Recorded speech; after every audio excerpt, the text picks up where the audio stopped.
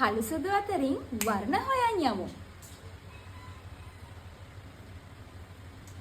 අයියෝ ඒක හරි කියන්නේ අයගම්. අයගම්.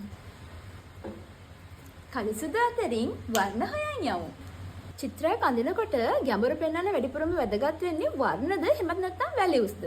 black and white චිත්‍රයක් කියන්නේ නිකන් කළුයි සුදුයි විතරක් තියෙන චිත්‍රයක් නෙවෙයි. ඒ අතරේ වැලියුස් ගොඩාක් තියෙනවා.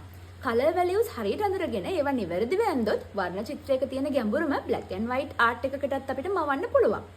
ඒ තමයි සැබෑ රියලිස්ටික් ඩ්‍රෝවිං එකේ රහස.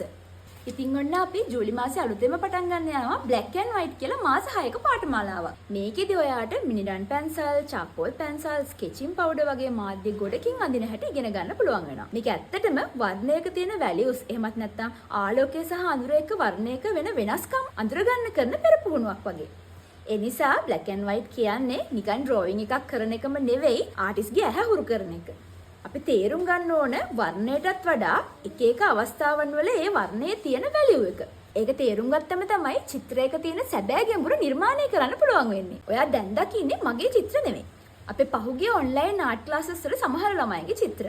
මේ මාස 6 ඉවර වෙද්දී ඩ්‍රෝවිං වලට ඔයාගේ අතහුරු වෙනවා වගේම චිත්‍රක ගැඹුර පෙන්වීම ගැන හොඳ අවබෝධයක් එක්ක ඕනම වර්ණ චිත්‍රයක් ආරම්භ කරන්න හොඳ හුරුවක් ඒකෙන් ලැබෙනවා. ඉතින් ඔයත් කැමති නම් මුලින් ඉඳලා සරලව පටන් අරගෙන මාස 6 යද්දී ප්‍රෝ ලෙවල් එකට ඔයාගේ ඩ්‍රෝවිංස් හදාගන්න අපිත් එක්ක එකතු වෙන්න. ඔයාලට කරන්න තියෙන්නේ මෙන්න මේ WhatsApp නම්බර් එකට පණිවිඩයක් දෙන එක.